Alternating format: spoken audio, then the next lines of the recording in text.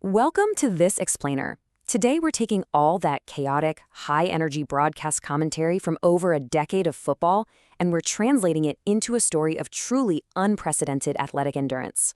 We are going to map out the evolution of Cristiano Ronaldo's World Cup history, and we're doing it entirely through the lens of those iconic broadcast calls that defined his absolute greatest moments on the global stage. Okay, here's our roadmap for today. First, the boy from Madeira. Second, 50 international goals. Third, the Spanish hat trick. Fourth, eclipsing Ferenc Puskás. And finally, making World Cup history. Section 1, The Boy from Madeira. To really wrap our heads around this career, we have to grasp the sheer scale of time we're dealing with here. We're charting a journey starting from age 21, when he secured a crucial penalty against Iran, stretching all the way out to a record-breaking 6th tournament appearance. I mean, it is just a massive span of absolute elite performance. Picture this, it's 2006. Imagine the immense, crushing pressure on a 21-year-old just waiting for referee Poular's whistle. The entire Iranian hope rested on a miss, or a save from their goalkeeper, Mir Periskar. But the commentators noted, he loves playing for his country as much as anyone. And he absolutely proved it right then and there. He completely composed himself, fired the penalty in, and took Portugal through without a single doubt. Section 2. 50 international goals. Now, it wasn't always a perfectly smooth ride, right? To break a brutal 2-year competitive goal drought, he literally juggled his way through the defense. That incredible effort secured a historic 6-0 win for Carlos Queiroz' squad, which was actually their biggest ever win at the finals. Later on in Brazil, he capitalized on some pure defensive confusion against Ghana, smashing at a huge milestone goal with just 10 minutes left on the clock to completely end their tournament hopes. And boom, that late goal against Ghana, it brought up a massive milestone, 50. Hitting his 50th international goal wasn't just a number for the record books, it was mathematical proof of his growing dominance. It really marked his transformation into the undisputed centerpiece of the national team. Section 3. The Spanish hat trick.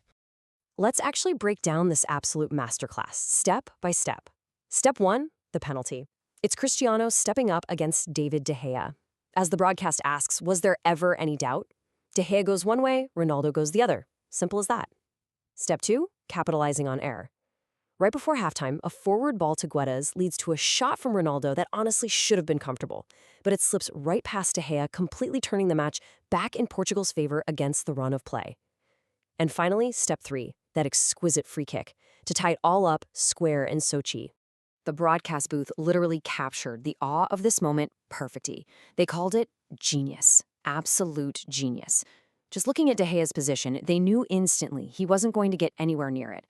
Up over the wall, down under the crossbar, it was just pure, flawless perfection.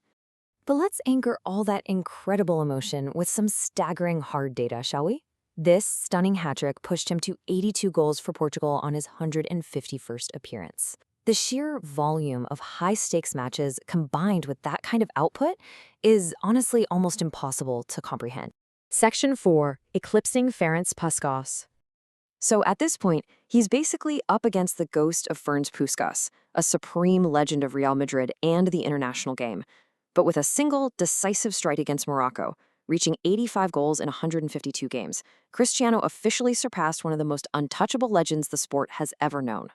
Statistically speaking, there was simply no one left to match him on his entire continent. He became the greatest European goal scorer in history, full stop. And incredibly, in this specific match, it took him a grand total of 4 minutes to do it.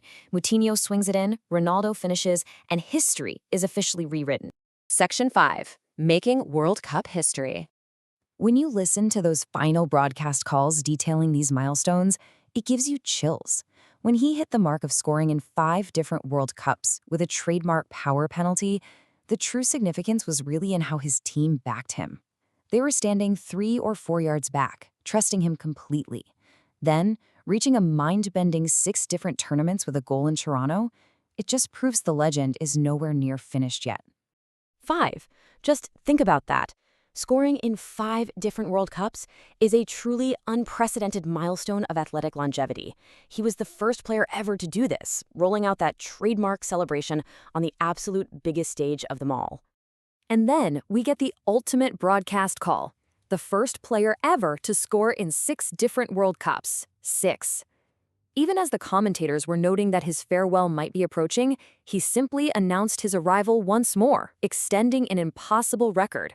He just went and did it again. So, what does it actually take to maintain this level of elite performance and relentlessly break records across 6 different generations of World Cup football? As we wrap up this explainer, I want to leave you to ponder that. Think about the sheer willpower, the constant adaptation, and the unrelenting drive required to build this kind of lasting greatness. What does it truly take to stay at the absolute peak for that long? Thanks so much for exploring this journey with me today.